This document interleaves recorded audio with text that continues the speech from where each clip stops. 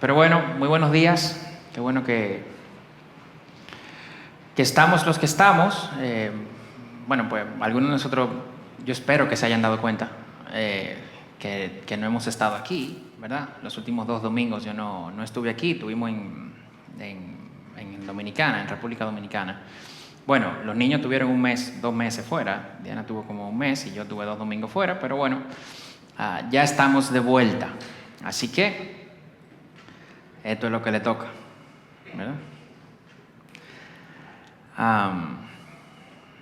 Ok.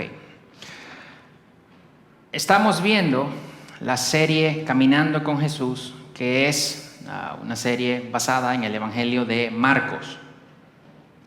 Y hoy vamos a ver Marcos, capítulo 1, de los versículos 14 al 20, ¿verdad? Solo para poner un poquito de contexto, ya que tenemos 2 semanas no viendo Marcos, sino viendo otra cosa. Decíamos que Marcos es, ¿verdad?, de los evangelios sinópticos, que son Mateo, Marcos y Lucas, que son similares, ¿verdad? Pero probablemente fue el primero que se escribió de los 4 evangelios. Es el más corto, digamos, es el que menos cosas cuenta, pero las que cuenta, las cuenta con más detalles, probablemente que Mateo y que Lucas en algunos casos. Es un evangelio rápido, que se lee rápido, ¿verdad? Y que cuando tú lo estás leyendo, sientes que la cosa va rápido, ¿no? Marcos escribe así, donde Jesús es el centro de cada acción, de cada, ¿verdad?, sección de este evangelio. Y presenta a un Jesús activo, un Jesús que siempre está actuando, haciendo. Vimos, en lo que hemos estado revisando Marcos, vimos cómo Marcos presenta, ¿verdad? Desde el primer versículo, este es el principio del Evangelio de Jesucristo, Hijo de Dios. Y vemos cómo conecta el Antiguo Testamento con el Nuevo, ¿verdad? Dejando claro que el Antiguo Testamento ya esperaba la venida de Jesús. Y citaba a Isaías y a Miqueas, Malaquías. Y vimos también cómo Juan el Bautista preparó esta venida de Jesús. Hay varios versos que estábamos revisando. Y así como estaba escrito en el Antiguo Testamento, que alguien iba a venir primero. Se hablaba de Elías y se hablaba de Juan el Bautista en el espíritu de Elías, que había venido para preparar el camino de Jesús. Vimos también cómo Jesús se bautizó, se dejó bautizar por Juan, ¿verdad? Porque Juan estaba bautizando, un bautizo para arrepentimiento. Pero Jesús se somete también a ese bautizo para cumplir toda justicia, ¿no? Y vimos cómo en ese bautizo entonces Dios también dio testimonio en favor de Jesús cuando desde el cielo dice: este es mi Hijo, a él oíd, óiganlo. Y como el Espíritu Santo también desciende en forma de paloma, dando testimonio también a favor de Jesús. Y inmediatamente luego de eso, Jesús va al desierto a ser probado durante 40 días. Y ahí nos quedamos, en el versículo 13. Todos estos acontecimientos, ¿verdad? Y eso es lo que Marcos quiere dar a entender, son parte del evento más importante en la historia de la humanidad, que es la venida del Mesías, del Dios hecho hombre, de esta persona que iba a inaugurar el reino de Dios, de esa persona que iba a empezar a arreglar lo que en la caída se había dañado. Y a partir de este versículo vemos entonces cómo en el Evangelio de Marcos empieza, de alguna manera, el ministerio formal de Jesús. Y en estos versículos vamos a ver unas cuantas cosas, entre ellas su mensaje. ¿Cuál fue el mensaje de Jesús? ¿Qué proclamaba? Vamos a ver su llamado, qué requiere Jesús, ¿verdad?, de aquellos a quienes llama, y la respuesta a ese mensaje, a ese llamado. Así que vamos a leer en Marcos capítulo 1 los versículos del 14 al 20. Si leen conmigo, en el versículo 14 hasta el 20 del capítulo 1 del Evangelio de Marcos. Después que Juan había sido encarcelado, Jesús vino a Galilea predicando el Evangelio de Dios. El tiempo se ha cumplido, decía, y el reino de Dios se ha acercado. Arrepiéntanse y crean en el Evangelio. Mientras caminaba junto al mar de Galilea, vio a Simón y a Andrés, el hermano de Simón, echando una red en el mar porque eran pescadores. Y Jesús les dijo: vengan conmigo y yo haré que ustedes sean pescadores de hombres. Dejando al instante las redes, ellos lo siguieron. Yendo un poco más adelante, Jesús vio a Jacobo, el hijo de Zebedeo, y a su hermano Juan, los cuales estaban también en la barca remendando las redes. Al instante los llamó y ellos, dejando a su padre Zebedeo en la barca con los jornaleros, se fueron con Jesús. Padre, gracias por tu palabra. Gracias, Señor, por tu Espíritu que nos ilumina para entenderla. Te pedimos, Señor, que tu Espíritu nos ministre en esta mañana, incluyendo al predicador y a todos los que estamos aquí, y que nos muestres de una mejor manera lo que implicó la venida de Cristo para nosotros, lo que implica el Evangelio para nosotros, lo que implica el llamado que Jesús nos hace. Y muéstranos, Señor, convéncenos. Convence nuestro corazón, Señor. Danos convicción de una mejor manera de responder a ese llamado. En el nombre de Jesús te lo pedimos. Amén. Entre el versículo 13 y el versículo 14 de Marcos, ¿verdad? Porque Marcos lo pone a sí mismo. Él estaba en el desierto, ¿verdad? Fue tentado, fue probado durante 40 días y después estaba en el mar de Galilea. Y tú dices, bueno, él salió del desierto al mar de Galilea. Bueno, pues no. Del versículo 13 al 14 probablemente pasaron por lo menos 6 meses que Jesús estuvo en Judea. Y conocemos este tiempo porque fue el tiempo en el que pasaron las bodas de Caná. Fue el tiempo donde se dio la primera limpieza del templo. Fue el tiempo donde Jesús se encontró con Nicodemo. Todo eso está en el Evangelio de Juan, no está en el Evangelio de Marcos. Fue el tiempo en el que Jesús, cuando volvía de Galilea, de Judea para Galilea, que dice, tuvo que pasar por Samaria y se encuentra con la samaritana, y conocemos estas historias, ¿verdad? Conocemos esto. Pero estas cosas se dieron y Marcos no las cuenta. Él no las incluye, él solamente empieza directo en el inicio más formal, ¿verdad?, del ministerio de Jesús. ¿Pero por qué lo menciono? Porque vamos a ver cómo Jesús llama a los discípulos ahora, ¿verdad? Llama a Andrés, a Simón, llama a Juan y a Jacobo. Sin embargo, podemos entender que ese llamado de Jesús es como, ¿verdad? Jesús llegó, ellos los vieron ahí, ustedes vengan conmigo. Ay, sí, vamos. Pero no necesariamente, ya se conocían. Pero esto lo vemos en Juan, porque durante este tiempo en Judea, lo vamos a ver en detalle más adelante, pero durante este tiempo en Judea, Andrés, hermano de Simón Pedro, ya conocía a Jesús. Y ahí está el llamado a Felipe y a Natanael, que también hemos oído esa historia. Pero Marcos aquí nos narra este llamado específico a los discípulos, aunque no nos cuenta que ya se habían conocido anteriormente. De hecho, Andrés, el hermano de Simón Pedro, por lo menos él era discípulo de Juan, seguía a Juan el Bautista. Juan le señala un día a Jesús, este es el Cordero de Dios. Y Andrés pasa el resto del día con Jesús y llama a Simón Pedro para que lo conozca. Pero Marcos no incluye estas cosas, sino que se centra en el inicio formal, digamos, de la predicación de Jesús. Y empieza en el versículo 14 diciendo, después que Juan había sido encarcelado, Jesús vino a Galilea predicando el Evangelio de Dios. Jesús inicia su ministerio después que Juan fue encarcelado. De hecho, pareciera como que Jesús está esperando que Juan fuera encarcelado para empezar su ministerio. Jesús venía, dice el mismo Juan el Bautista, después de mí. En Marcos 1:7, el que viene después de mí. En Juan 3:3, Juan el Bautista, de hecho, él mismo reconoce eso y dice, es necesario que yo mengüe y que él crezca. Que él crezca y que yo disminuya. Es necesario que yo me haga a un lado para que él coja el centro. Yo vine a preparar el camino de él, no el mío. Yo no vine a ponerme yo, ¿verdad? Entonces, luego de que Juan fuera encarcelado, Jesús inicia su ministerio de manera más formal. ¿Por qué digo de manera más formal? Porque ya en Juan, en el Evangelio de Juan, vemos que mientras Jesús estuvo en Judea ya había hecho un par de señales. La boda de Caná de Galilea, la conversión del agua en vino, es la primera señal que hizo. Pero Juan en el Evangelio dice que Jesús ya había hecho señales y que incluso había gente que le seguía desde Judea. De hecho, cuando vemos el Evangelio de Juan, lo que hace que Jesús salga de Judea hacia Galilea de nuevo es que los fariseos se enteran de que Jesús está bautizando más personas que Juan el Bautista. Y cuando los fariseos se enteran de esto, Jesús dice, no, yo me voy. Yo me voy. De hecho, no era Jesús que bautizaba, sino sus discípulos.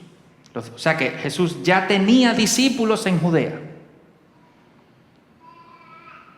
Evidentemente no eran Andrés y Simón, y no eran Juan y Jacobo, porque Él los llama ahora en Galilea, no en Judea. O sea, ellos conocieron a Jesús, pero no lo siguieron inmediatamente, lo conocieron.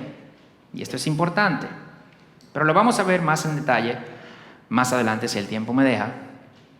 Pero es en Galilea que Jesús inicia su ministerio de manera formal. Galilea, no Jerusalén.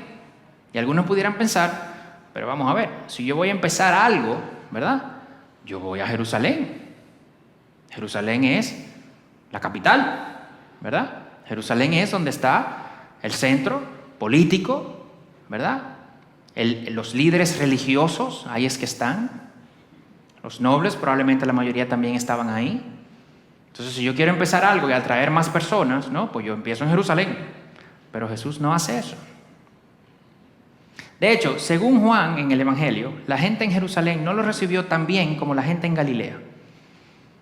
Pero Jesús se va hacia Galilea. Y pudiéramos hablar muchas cosas de por qué Galilea, por qué no Judea, qué tenía Galilea, qué no tenía Judea, pero sin entrar necesariamente en esos detalles, yo lo que quiero resaltar aquí es que a veces podemos entender algo como eso. Bueno, vamos a empezar en Jerusalén, que ahí es que está, tú sabes, ahí se conecta con gente, ahí hay más personas. Entonces es un buen inicio para este ministerio, pero Dios no lo entiende así. Dios entiende, no, yo tengo un plan, yo sé cómo esto va a funcionar, ustedes pueden entender ciertas cosas, yo entiendo muchas cosas mejor, punto. Es en Galilea. Y esto nos debe llamar la atención, porque muchas veces las cosas de Dios no son como nosotros entendemos que deberían ser. Lo que tenemos que estar es atentos a su voluntad, atentos a lo que Él quiere. No lo que nosotros entendemos que debe ser. Pero Jesús empieza en Galilea, algo que a nosotros nos puede parecer poco eficiente, inusual, poco común, no la mejor decisión, pero fue donde empezó. Y su mensaje fue, el tiempo se ha cumplido, versículo 15, el reino de Dios se ha acercado, arrepiéntanse y crean en el Evangelio. El mensaje de Jesús no era necesariamente diferente al mensaje de Juan. Era similar, pero no era el mismo. Porque Juan predicaba un arrepentimiento esperando al Mesías. Pero Jesús vino a inaugurar ese reino que estaban todos esperando. El Mesías, por el que Juan decía, deben arrepentirse porque ya Él viene, era Jesús. Y Jesús cuando llega dice, yo ya llegué, el reino de Dios ya se inauguró, ya empezó, arrepiéntanse. Es un mensaje similar, pero no es el mismo. Y yo quiero entrar en cada una de estas ideas. El tiempo de Dios se ha cumplido, el reino de Dios se ha acercado, arrepiéntanse y crean en el Evangelio. Porque aquí vemos algo característico del Evangelio de Marcos. La urgencia. No hay tiempo. Ya se acabó el tiempo. Tenemos que responder. Tenemos que hacer algo. Ya. Rápido. No podemos esperar. Y vamos a ver estos 3 puntos. El primero, el tiempo de Dios se ha cumplido. ¿Qué tiempo? Porque la palabra aquí no es cronos. Habían 2 palabras en griego para hablar de tiempo, que es cronos y kairos. Muchos de ustedes pueden haber oído esto ya. Pero cronos es como el tiempo que pasa, normal, ¿verdad? Yo cumplo años el 11 de septiembre, pues tú espero un año más para el 11 de septiembre, eso es cronos, eso pasa sí o sí. El kairos no es esto, es como un tiempo específico, que tiene un principio y tiene un fin, para algo específico. No es que pasaron los días necesarios que tenían que pasar, y bueno, ya llegó, no. Es todo lo que tenía que pasar, este tiempo ya se cumplió. Había un tiempo específico determinado en el calendario de Dios para este evento. Y ya llegó. Ya se consumió ese tiempo. Ya se cumplió. El evento ya está ocurriendo. ¿Qué evento? Que se acercó el reino de Dios, que es la segunda parte del mensaje de Jesús. El reino de Dios se ha acercado. ¿Y qué es esto del reino de Dios? ¿Cómo se ve esto? Porque es obvio que Jesús no está gobernando en su trono todavía. Eso es obvio, ¿no? Todavía tenemos pecado aquí. Si tú ves el mundo, muy difícil que te diga, no, mira, Jesús está reinando. No, obviamente, Él es el rey, Él en el cielo, y Dios está orquestando todo, pero aquí hay otra cosa mandando. Entonces, ¿qué es esto de que el reino de Dios se ha acercado? Bueno, que está cerca, que no ha llegado y que todavía podemos esperar, no, porque es contrario a lo que se está diciendo en el mensaje, de que ya llegó. Entonces, vamos a verlo. Porque Jesús vino, decíamos, a inaugurar ese reino. ¿Cuál reino? Vamos a ver el Antiguo Testamento, pero aquí en el Antiguo Testamento no está el reino de Dios como una expresión tal cual. Es una expresión más o menos nueva, pero da continuidad a la idea del Antiguo Testamento en el que Dios iba a venir, a remendar todo esto, a redimir todo esto, a arreglar todo esto. Entonces sí da esa continuidad, aunque la expresión como tal no está ahí. Y aquí yo quiero resaltar dos cosas. Primero, se ha acercado, no implica que no ha llegado. ¿Ok? De hecho, cuando vemos a Jesús próximo en todo el Evangelio de Marcos, que empieza ¿a qué? A sanar enfermos, a expulsar demonios, a traer convicción de pecado. Lo que Jesús está haciendo, de hecho, es mostrando que el reino de Dios ya llegó. Y que en el reino de Dios las enfermedades no existen. Y que en el reino de Dios no hay lugar para los demonios. Y que en el reino de Dios el pecado no está presente. Entonces Dios dice, el reino de Dios se ha acercado, ya está aquí, yo lo vine a inaugurar. Y no necesariamente como se saben lo que es un soft opening, ¿verdad? Cuando tú vas a inaugurar algo y tú dices, todavía no está necesariamente listo, entonces hacemos un soft opening, ¿verdad? Y así la gente va a una tienda, por ejemplo, la gente va a la tienda, no sé qué, no sé cuánto, pero todavía no está perfectamente, no es eso tampoco. Porque ya llegó, ya Jesús llegó y empezó a hacer estas cosas para que nosotros viéramos que ya es inminente, ya está encima de nosotros. Ya no es tiempo de actuar como que podemos esperar. ¿Se entiende esta idea? Ya no es tiempo de actuar como que podemos esperar, porque ya llegó.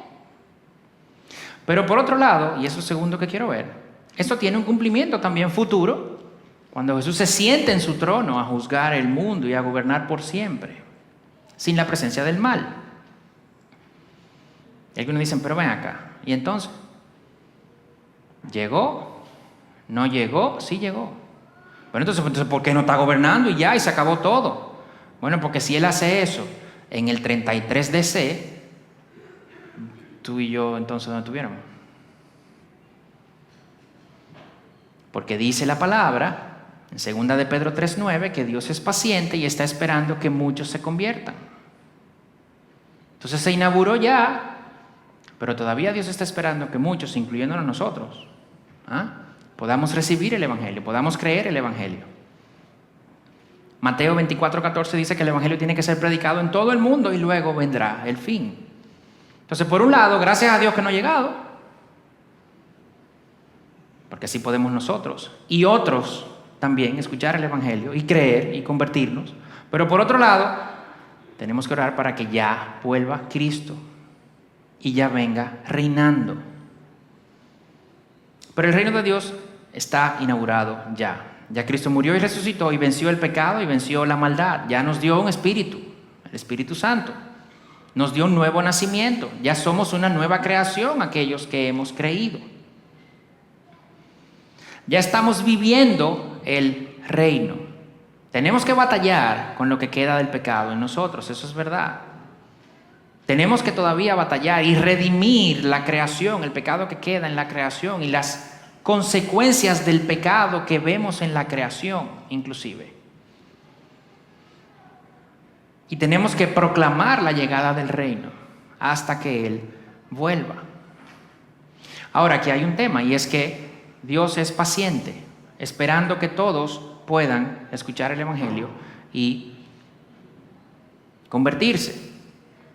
Porque el problema es que nosotros no podemos ser parte del reino si no nos arrepentimos y creemos en el Evangelio. La venida del reino implica una respuesta de nuestra parte, y es la tercera idea que quiero resaltar aquí del mensaje de Jesús. Arrepiéntanse y crean en el Evangelio. Este es el mensaje más viejo de las Escrituras. Arrepiéntanse y crean en Dios. Eso lo predicaron los profetas, eso lo predicó Juan el Bautista, eso lo predicaron Pablo, los apóstoles, y eso es lo que tenemos que predicar nosotros. Arrepiéntanse y crean el Evangelio. Si predicamos el arrepentimiento sin la fe, sin creer, o si predicamos la fe sin el arrepentimiento, no estamos siendo fieles a la palabra de Dios, no estamos siendo fieles al mensaje de Jesús, no estamos siendo fieles al Evangelio. Y de hecho, no estamos amando a los que le estamos predicando tampoco. Y vamos a entrar en esto. Porque si predicamos la fe, pero sin arrepentimiento, eso normalmente nos va a llevar a un libertinaje. En últimas, es un rechazo a la santidad de Dios. Porque entonces tenemos un Dios en el que creemos de todo amor, ¿verdad? Sin santidad, sin justicia. Terminamos aceptando todo lo malo en nombre de la tolerancia y el amor, y esto no es así. Pero por otro lado, si predicamos el arrepentimiento, pero sin la fe, pero sin creer en el Evangelio, entonces lo que estamos predicando es solamente ética, solamente moral. Yo no debo hacer eso que está mal y ya, y ahí paro. Eso es legalismo. Termina en una negación de cosas terrenales. Eso nos vamos a un monte ahí, nos alejamos del mundo. Pero eso es un rechazo último a la gracia de Dios. Entonces, si predicamos el arrepentimiento sin la fe, estamos rechazando la gracia de Dios. Pero si predicamos la fe sin el arrepentimiento, estamos rechazando la justicia y la santidad de Dios. La predicación tiene que ser, primero, hay que arrepentirse. Hemos pecado, somos pecadores, estamos condenados, hemos fallado, violamos la ley de Dios. Y tenemos que arrepentirnos. Tenemos que, como implica la palabra ahí en el original, cambiar todos los elementos de nuestra vida. Cambiar todos los elementos de nuestra vida. No es que yo tengo un par de cosas malas. No. Es que yo tengo que cambiar mi vida completa. Todo tiene que ser rendido a Dios para que Él lo redima para sí mismo. Porque a veces cuando nosotros llegamos a los pies de Cristo, nosotros lo que hacemos es como un inventario, ¿verdad? Y nosotros hacemos una introspección y examinamos nuestra vida. Y entonces decimos, mira, yo tengo aquí tal cosa. Entonces, mira, la primera, no, esa está mal, yo la tengo que cambiar. Imagínate tú, yo no puedo quedar con eso. La segunda yo me la puedo quedar. La tercera, no, esa está mal, yo la tengo que cambiar. Y la cuarta, no, yo la tengo. Entonces yo hago como un inventario de las cosas de mi vida, de las áreas de mi vida, de mi persona. Y las que yo entiendo que están mal, a la luz de la palabra inclusive, bueno, pues yo la cambio. Y la que yo no entiendo que está mal, pues entonces yo me la quedo. Y entonces hacemos como ¿quién? Como los israelitas en la tierra prometida. Que Dios va y le dice, entren, la tierra de ustedes, pero sáquenme a todos los cananeos de ahí. No quiero ni uno. Me lo sacan a todos. Porque si lo dejan ahí, ustedes se van a contaminar con ellos, se van a corromper con ellos. ¿Qué hicieron los israelitas? Dejaron a los cananeos ahí. ¿Y qué pasó? Se corrompieron con los cananeos. Entonces cuando Dios nos llama a nosotros, nos llama a arrepentirnos, es a cambiar todo. No tenemos una idea clara de lo que es el arrepentimiento hoy. Pero es a cambiar todo. Nuestra vida completa. No hacer un inventario de cosas que yo entiendo que sí y entonces la cambio y la que no. Es entregárselo todo, a cambiarlo todo. Porque las cosas que yo dejo, como el israelita con los cananeos, terminan convirtiéndose en ídolos para mí. Y terminan convirtiéndose en las cosas que me llevan a alejarme luego de Dios. No nos guardemos estas cosas. El llamado es a arrepentirse, a cambiar la forma completa de ver toda nuestra vida. Desde una perspectiva en la que ahora Dios es soberano sobre nosotros, dador de gracia, de justicia, de verdad. Es un reconocimiento a la necesidad que tenemos de someternos completamente a Dios, a su palabra. Eso es arrepentirse. No es elegir yo cuáles son las cosas que yo tengo que cambiar. Es rendirlo todo y cambiarlo todo. Entonces eso es lo primero, el arrepentimiento. Pero la predicación, además de arrepentimiento, también tiene que ser creer el Evangelio. Decíamos, la buena noticia de que Jesús vino al mundo para redimirnos, para librarnos del pecado, para traernos de nuevo hacia Dios. ¿Cómo lo hizo? Subiéndose él mismo a una cruz para tomar la condenación que debió ser nuestra. Razón por la cual tenemos que arrepentirnos. Ya reconocimos que nosotros somos dignos de condenación. Nos arrepentimos de eso, pero ahora nosotros también tenemos que creer en ese evangelio. Tenemos que creer que Jesús murió en esa cruz. Tenemos que poner nuestra confianza en la promesa de que Dios nos va a declarar justos en Cristo a los que hemos creído en Él. Eso es creer en el evangelio. Eso es tener fe. Muchos de nosotros, ¿eso cómo se ve? ¿Verdad? Un pequeño paréntesis aquí. ¿Eso cómo se ve? Pues dicen, no, en el día del juicio, claro que sí. En el día del juicio. ¿Y cuándo el día del juicio? Eso no es ahora, eso no es mañana. Ojalá sea mañana. Pero de aquí al día del juicio, ¿cómo yo sé si yo realmente, cuando me vea frente a Dios, ¿verdad? Y me pregunten, ¿tú entra o no entra? Yo, sí, ¿por qué? Yo, bueno, porque que yo creí y yo fui a la iglesia. Entonces yo no tengo mi fe 100% puesta en lo que Jesús hizo por mí. Pero ahora yo digo que sí. No, 100%. Tengo mi fe solamente en Jesús. Yo con el único que cuento es con Jesús. Yo no cuento con más nadie. No es que si dependiera de mí yo estuviera en el infierno desde ya. Amén, gloria a Dios. Entonces llega la prueba, pero la fe como que desaparece ahí. Entonces yo estoy diciendo que tengo fe para mi destino eterno en lo que Jesús hizo por mí, para mi destino eterno, pero en una enfermedad, ¿verdad? En un problema económico, en una relación dificultosa. Entonces la promesa de Dios ahí no me vale mucho, ¿verdad? Ahí eso sí, no, pero es que no sé, mañana yo tengo que hablar con esa persona. El juicio ya veremos, pero mañana. No, pero la Biblia te dice, sí, pero déjame hablar con otra persona, ¿verdad? Pero es cristiana esa persona. No, pero él sabe. Pero la Biblia te dice, no, sí, pero tú sabes que tampoco uno puede ser fanático. Entonces creemos nuestro destino eterno, pero la cosa del día a día no. Eso como que no cuadra. Claro, ¿sabes por qué no cuadra? Porque al final, como el destino eterno, eso es mucho después. No lo sentimos así. No sentimos la urgencia de la predicación del evangelio. No sentimos la urgencia que Marcos quiere que sintamos, que ya el reino de Dios ya llegó. Ya llegó, ya está aquí. Entonces nosotros decimos que tenemos esa fe, pero como que no vivimos esa fe. Al final, ¿sabes lo que es eso? Que nosotros entonces no estamos confiando al 100% en Dios. Porque si yo digo que confío para mi destino eterno, pero para otra cosa mucho más pequeña, no. Realmente tengo que cuestionar si realmente confío en Dios para mi destino eterno. Si realmente estoy confiando exclusivamente en el sacrificio de Cristo para mi salvación. Eso es lo que yo tengo que revisar. Porque si yo estoy confiando en cualquier otra cosa, hay un problema ahí. Lo único que me da perdón, lo único que me da salvación, lo único que me hace justo es el sacrificio de Jesús en la cruz, más nada.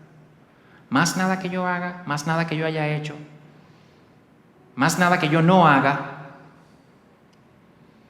me hace ganar ni perder puntos Solamente el sacrificio de Cristo en la cruz. Entonces el mensaje es a arrepentirnos y a creer en el Evangelio.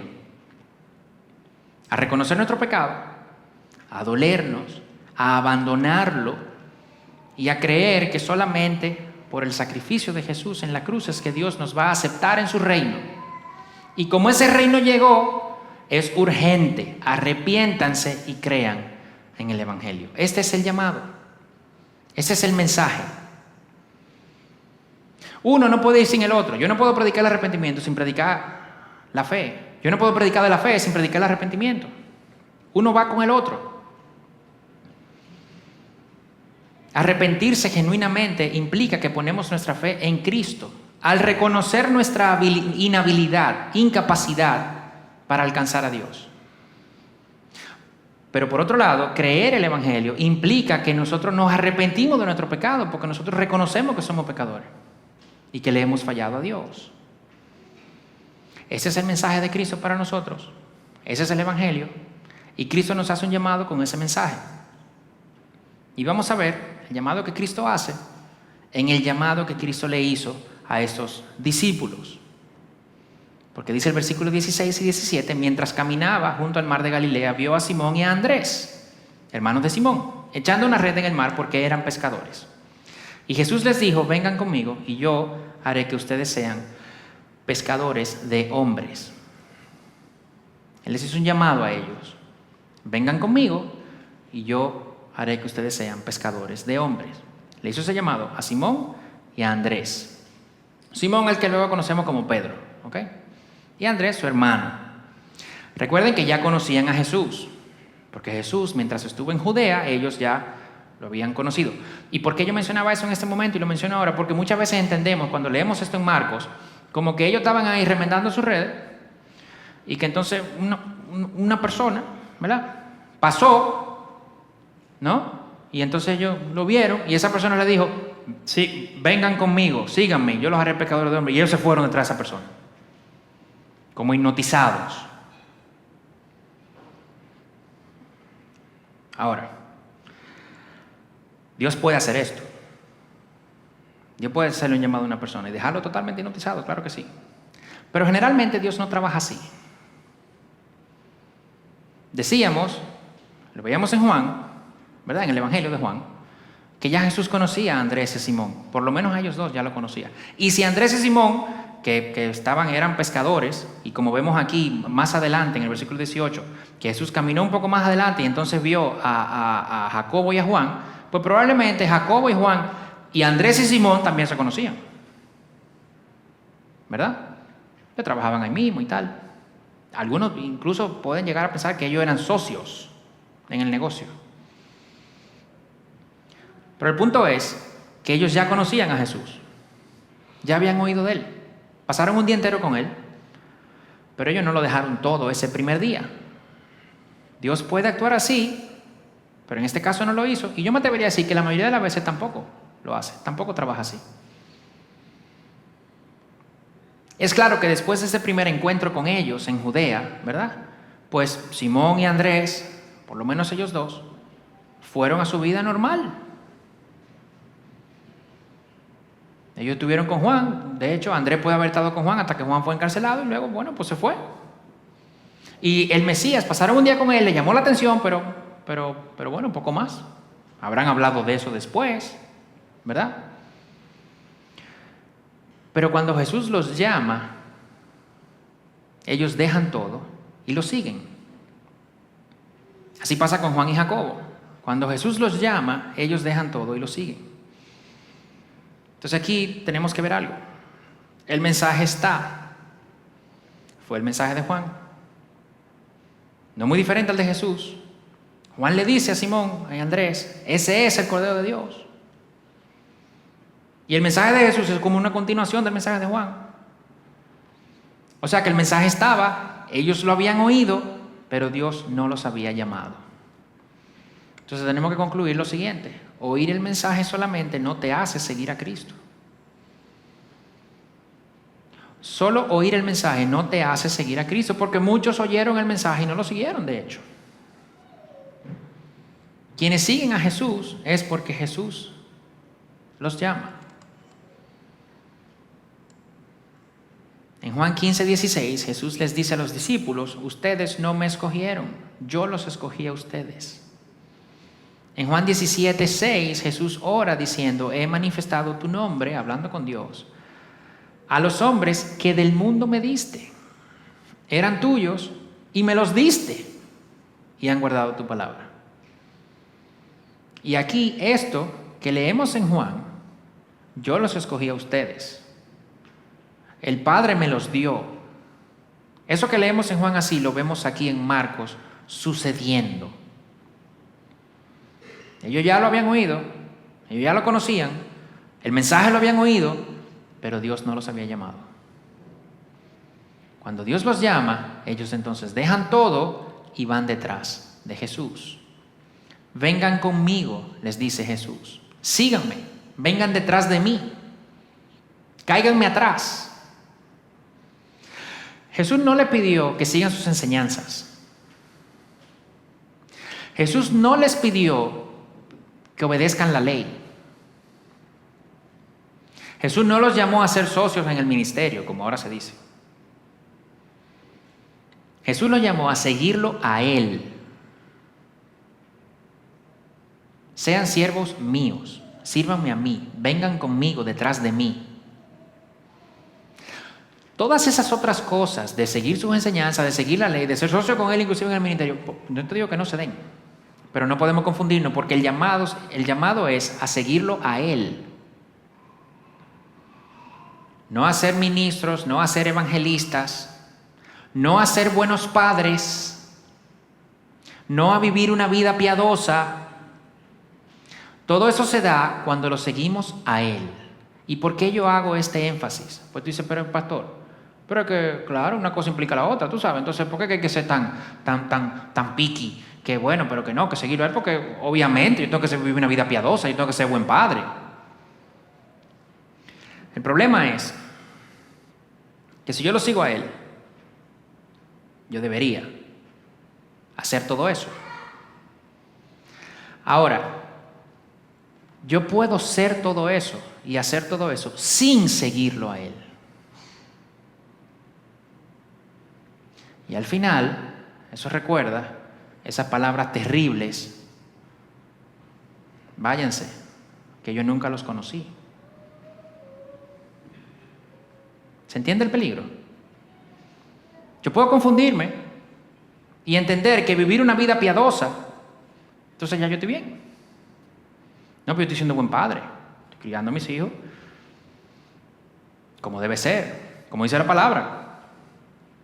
No, pero yo estoy sirviendo en la iglesia. Yo estoy predicando el evangelio inclusive. Sí, pero tú puedes hacer todo eso sin seguirlo a Él. El llamado de Jesús no es a hacer eso, es a seguirlo a Él. Y todas esas cosas se darán si lo seguimos, pero podemos confundirnos y eso es sumamente peligroso.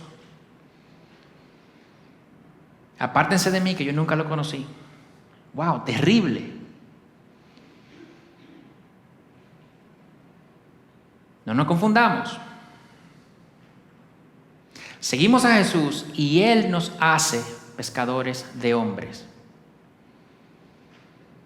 ¿Qué quiso decir Jesús con los haré pescadores de hombres? Porque algunos quieren ver una raíz en el Antiguo Testamento de esta imagen de la pesca y tal, que puede ser, no digo que no, pero a mí me parece que lo más probable es que sea una metáfora, ¿verdad?, que Jesús ilustra, que Jesús usa para ilustrar el cambio radical en la vida de ellos que implica el seguirlos. Porque imagínense, ellos están pescando, ¿verdad?, peces, y Jesús les dice, no, yo los haré pescadores de hombres. O sea, ¿qué imagen es esta? ¿Entiendes? Como que como una locura. Hombre, en las redes, o sea, ellos están remendando sus redes. O sea, imagínense eso, ellos están remendando sus redes. Y ahí, y alando, y cosiendo, y no sé qué. Dejen eso, síganme a mí, y yo los haré pescadores de hombres. ¿What? Eso es lo que dice, esto es radical, esto es otra cosa. Esto no es lo mismo que ustedes vienen haciendo. Y yo quiero resaltar 3 cosas. Lo primero es la autoridad del que llama. Porque yo no sé si se habrá comentado, pero no lo pone ni Marco, ni Mateo, ni Lucas. O sea, más adelante vemos que Juan y Jacobo estaban con su papá Zebedeo, ¿verdad? Y Zebedeo no dice nada. O sea, todo lo dejan ahí y se van. Y ahí estaban los jornaleros. Pedro y Andrés estaban ahí en la barca, solos no estaban. Y ellos se paran y se van. Y lo dejan. Hipnotizados por Jesús. Bueno, ya lo conocían, ya conocían el mensaje, pero yo no utilizaría la palabra hipnotizada por Jesús, yo diría llamados por Jesús. Cuando Jesús los llamó, eso fue tan potente que ellos lo dejaron todo. Con tal autoridad que ellos lo dejaron todo. Dicen, pero ¿y eso qué tiene que ver? Sí, señores, porque es que estamos inaugurando el reino de Dios, ¿verdad? Ya el reino de Dios llegó. ¿Y quién es el rey? Jesús. Y cuando el rey habla, ¿tú qué haces? Tú obedeces. Cuando el rey habla, tú obedeces. Hasta los demonios le obedecían. Entonces cuando Jesús le dice, síganme, se paran y se van. Porque él habla con autoridad. Y lo veremos, de hecho, eso más adelante, que la gente decía que él hablaba con autoridad, con una autoridad que ellos no conocían. Lo segundo que quería resaltar es lo diferente y radical del llamado. Jesús no los llamó a ser mejores pescadores de peces, de manera que puedan ministrar o no. Jesús los llamó a ser pescadores de hombres, totalmente diferente a lo que ellos estaban haciendo. Entonces alguien puede preguntar, pastor, pero esto implica entonces que yo tengo que dejar mi trabajo para seguir a Jesús. En el caso de Simón y Andrés, Jesús, me llamó, entonces lo tengo que dejar todo. No necesariamente, pero de alguna manera sí. Porque eso sí implica que tú tienes que rendir, el llamado implica que tú tienes que rendir tu trabajo, que tú tienes que rendir tu familia, que tú tienes que rendir todo a los pies de la cruz. Todo, el 100%, ponerlo ahí y decir lo que tú quieras con eso. Lo que tú quieras con eso. A ver, ellos eran pescadores y muchas veces entendemos que los pescadores eran gente muy pobre que estaba ahí, ¿sabes? Y cogían 3, 4 peces para el día y que con eso comían. Pero no necesariamente. El mar de Galilea era un mar, digamos, muy rico en peces y el negocio de la pesca era bueno. O sea que probablemente ellos no eran pobres, ¿verdad? O sea, de hecho, vemos más adelante que Pedro tenía por lo menos una casa. Estaba su suegra con su esposa y tal. Eso lo hace que tenga una posición no necesariamente mala. Juan era conocido el sumo sacerdote. Eso se ve más adelante en el Evangelio de Juan. Que era conocido por el sumo sacerdote. Lo que significa que tampoco estaba en una mala posición. Probablemente lo conocía por el negocio de la pesca. O sea que cuando esta gente dice, no, que lo llamó y ellos como no tenían nada, bueno, pues le cayeron atrás a Jesús. Imagínate tú. ¿Qué van a hacer? No, no es así. Pero ellos lo dejaron. Ellos lo dejaron todo. Ahí. Hizo facto. Entonces, ¿eso implica que yo tengo que dejar mi trabajo? No. Pero de una manera, yo tengo que ponerlo a los pies de la cruz. Y ahí tú puedes sustituir la palabra trabajo con absolutamente cualquier otra cosa que se te ocurra. ¿Eso implica que yo tengo que dejar a mis hijos? No. Pero significa que tiene que ponerlo a los pies de la cruz. ¿Eso implica que yo tengo que dejar a mi pareja que no es cristiana? No. Pero implica que lo tiene que poner a los pies de la cruz. O sea, Dios nos está llamando a, como creo que fue Buda, ¿verdad? Que se fue, el iluminado y tal, y tal, y tal. Pero él tenía familia, creo yo, que ya cuando se fue. Y abandonó su familia y se fue. Y la esposa con los hijos y ahí, ya. Y se fue a iluminarse. No, Dios no está llamando a eso. Dios nos está llamando a ponerlo a los pies de la cruz y para que Él nos diga qué hacer con eso. Entonces, cuando tú eres un esposo, ¿verdad? Tú dices, bueno, yo ahora me convertí, o ya tengo un tiempo convertido, pero ahora yo voy a asumir mi llamado. Ahora yo lo voy a asumir. Entonces, mi esposa, que wow, qué problema, yo ahora la pongo a los pies de la cruz. ¿verdad? Y Dios te dice, ¿qué hago con eso, Dios? Yo te las rindo a ti. Entonces dice, mira, ve a Efesios 5. ¿Entiendes? No, yo te voy a decir lo que tú vas a hacer con eso. Ve a Efesios 5. Lee ahí en Efesios 5. Ve a Colosenses y lee ahí. Pero no queremos hacer eso. Queremos rendir las cosas que son súper, súper obvias que están mal, ¿verdad? Pero las otras cosas con las que yo no quiero lidiar, las otras cosas con las que yo me quiero quedar, entonces no las rindo. Pero el llamado es radical. Ellos estaban pescando peces, yo los haré pescadores de hombres. Eso es otra cosa totalmente diferente. Y lo otro que quiero resaltar es que quien hace la obra es Él, no nosotros. Vengan conmigo y yo los haré pescadores de hombres. No que ustedes serán. No. Ustedes síganme, nada más síganme. No, o sea, esto es muy simple. Síganme, cáiganme atrás. Y yo los haré pescadores de hombres. No ustedes. Nuestra responsabilidad es seguirlo. Pero esto ¿cómo se ve? Padres, lo que somos padres, modelen a Cristo, prediquen a Cristo, exalten a Cristo en su casa. Y Dios, no ustedes, transformará el corazón de sus hijos.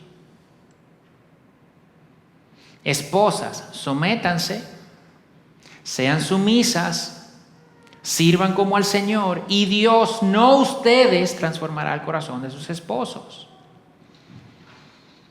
Esposos, amen a sus esposas, entréguense, olvídense de sus intereses y busquen lo mejor para sus esposas de manera sacrificial.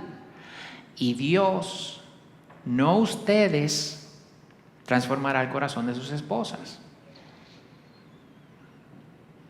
Pastores, predicadores, ministros, sean fieles a la palabra, vivan con integridad, entréguense por las ovejas, y Dios, no ustedes, transformará el corazón de la nación si quiere. Nosotros lo que tenemos que hacer es seguirlo. La obra la hace Él. O sea, más fácil no nos lo pueden poner. Nosotros le caemos atrás. Y en el camino, si le caemos atrás, Él va a hacer la obra, no nosotros. Ustedes se imaginan, cáiganme atrás y vamos a ver los hombres que ustedes van a terminar pecando. Yo no sé, yo lo voy a probar después. Ese no es el llamado. Ese no es el llamado. En la Biblia no nos dice, tengan hijos y predíquenle, y como no se conviertan esos hijos suyos. Eso no es lo que dice la Biblia. Eso no es lo que dice. Los resultados no son responsabilidad de nosotros. Nosotros lo que hacemos es seguirlo. Y Él nos hará pescadores de hombres. Es un llamado diferente, es un llamado radical que requiere una respuesta radical. Dejando, el versículo 18, hablando de Andrés y Simón, dejando al instante las redes, ellos lo siguieron.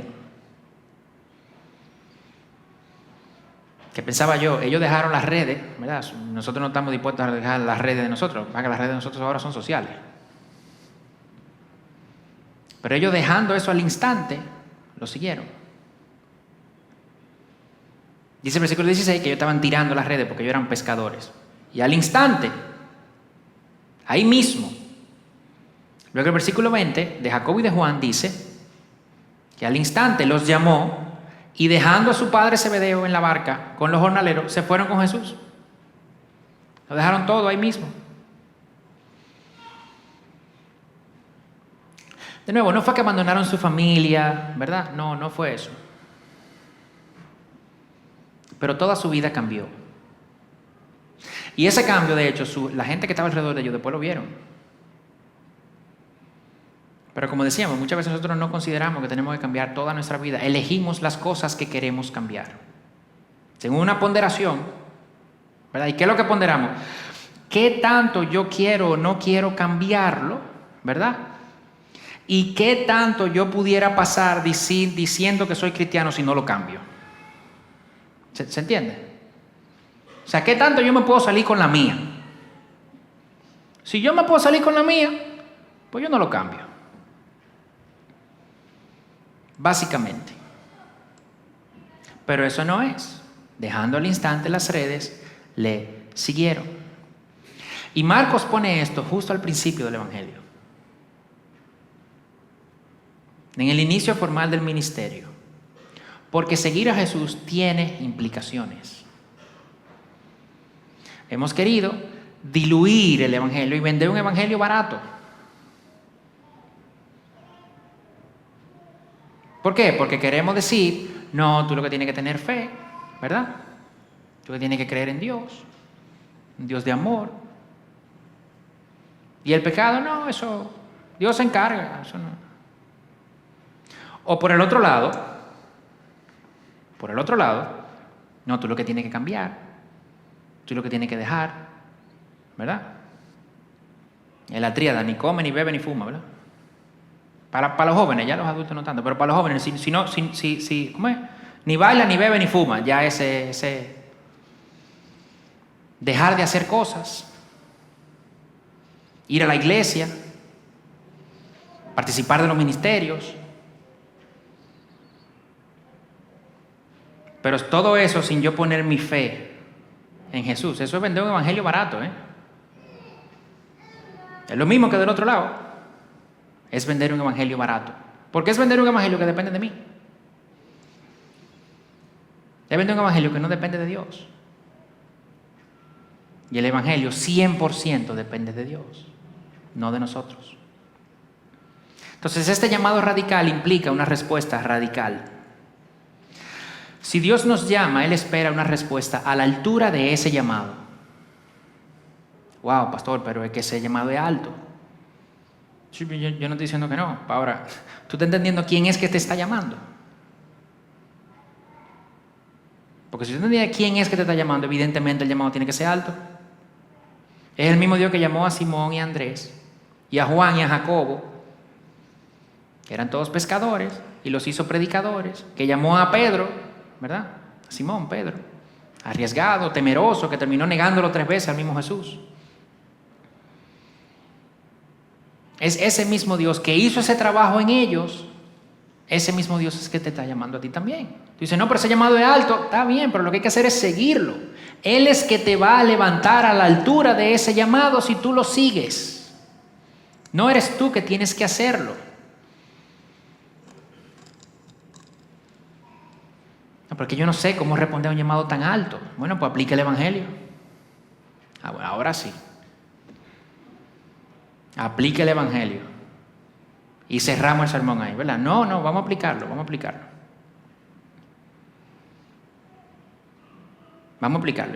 con el pecado en tu corazón. Tú dices, ok, yo estoy siguiendo a Jesús, ¿verdad? Ya yo soy creyente y todo. Yo estoy siguiendo a yo me arrepentí, ya yo confié en Él, excelente, ok. Ahora. Pero si yo tengo todavía pecado en mi corazón, bueno, pues aplica el evangelio porque tú tienes que vivir a la altura de ese llamado. ¿Cómo? Aplicando el evangelio. ¿Y cómo yo hago eso? Bueno, pues tú te arrepientes. Tú le pides perdón a Dios. Porque tú tienes pecado en tu corazón. Porque tú estás buscando satisfacción donde Dios no la puso.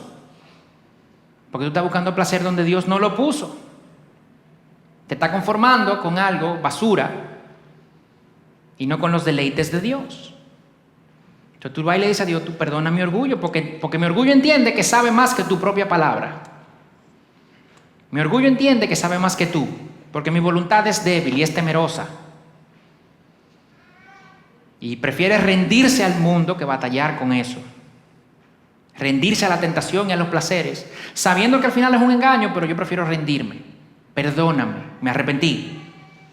Pero ahora yo voy a confiar, yo voy a creer el evangelio en el que tú, en tu propio Hijo, se dio en la cruz. Para que esas fallas mías no contaran. Para darme tu espíritu, para poder tener placer en tu presencia. Bueno, pero que no es un tema de pecado, es un tema con una enfermedad, no un tema mío, un tema externo, es una enfermedad. Bueno, pues arrepiéntete. ¿Pero y cómo voy a arrepentir? Claro, arrepiéntete, dile, Señor, perdona mi incredulidad. Perdona mi falta de fe. Yo no he confiado en que tú estás en control. O yo no he aceptado tu voluntad. Yo no he aceptado tu voluntad y mantengo negando y mantengo frustrado y airado. Yo no he aceptado tu voluntad. Perdóname. Yo no he creído que tu voluntad es buena, agradable y perfecta.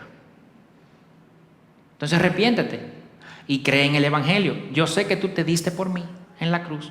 Yo sé que tú venciste en la cruz la muerte, y hasta si esa enfermedad me mata, pues yo voy a estar en tu presencia. Pero la enfermedad no es mía, es de otra persona. Pues si matas a otra persona, tú sabes que todo va a estar bien. ¿Por qué? Porque Dios está en control y tú descansas en eso. Entonces seguirlo a Él es vivir el Evangelio, es arrepentirse y creer en todas las cosas de nuestra vida. Un llamado tan radical demanda una respuesta así de radical. No podemos rebajar el precio de seguir a Jesús. Juan 10:10 nos dice: yo he venido para que tengan vida y la tengan en abundancia. Yo he venido para que tengan vida y la tengan en abundancia. Pero nosotros muchas veces creemos que la vida del cristiano, de seguir a Jesús, es una vida miserable, de mediocre ahí, sobreviviendo a dura pena. ¡Wow! ¡Qué fuerte! ¡Qué duro! Es que no es fácil. Si estamos así es porque no lo estamos siguiendo. Si estamos así es porque no estamos aplicando el Evangelio. Si estamos así es porque no nos hemos arrepentido o porque no hemos creído. Una de dos.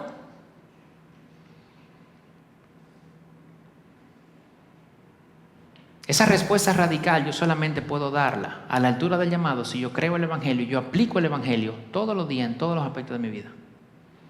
No tengo otra opción. Porque yo ahora sé que yo no puedo. Pero yo confío en Cristo. Porque Él sí pudo. Porque Él sí se dio. Él sí lo logró. Yo no. Y si yo voy a vivir a la altura de ese llamado, es porque yo cuento con su Espíritu, con su poder. Y no porque Dios me va a tomar en cuenta si yo vivo o no. Porque Dios solamente va a tomar en cuenta que Él, Cristo, sí vivió a la altura de ese llamado. Y ahora yo en Cristo cuento con su poder para hacerlo. Esa es la predicación de lo que somos pecadores de hombres. Cualquier otra cosa no es el Evangelio. Vivir así es vivir a la altura del llamado. Menos de ahí es una deshonra al sacrificio de Cristo que lo dio todo por nosotros. Eso es seguirlo a Él. Vamos a orar. Padre, gracias por tu palabra. Gracias, Señor, porque en ella vemos lo que tú hiciste por nosotros. En ella vemos tus promesas para nosotros. En ella vemos, Señor, la esperanza de que ese reino que tú ya inauguraste y en el que ya estamos viviendo, tú vas a venir en el futuro a consumarlo, a traerlo al 100%.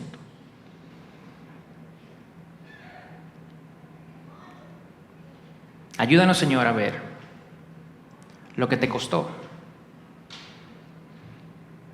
Ayúdanos, Señor, a entender que nuestra respuesta a eso no puede ser menos que rendirnos completamente a ti. Perdónanos, Señor, por guardarnos cosas, por escatimar esfuerzos, por contar sacrificio. Porque tú lo diste todo, Señor, y tú demandas todo. Pero tú nos dices, Señor, que tenemos que dejarlo todo, pero que vamos a tener vida en abundancia.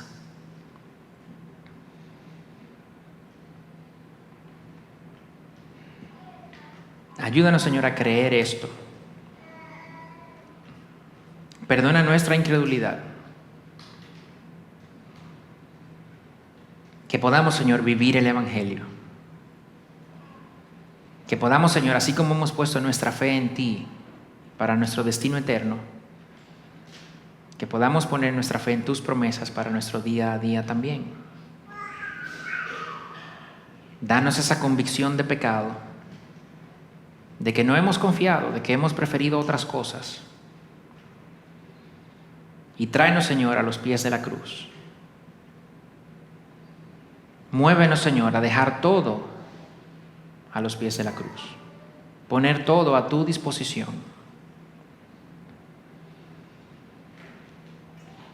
Y que tú nos uses, Señor.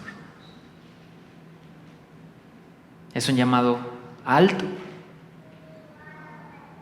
pero tu Espíritu en nosotros es todo lo que necesitamos, Señor.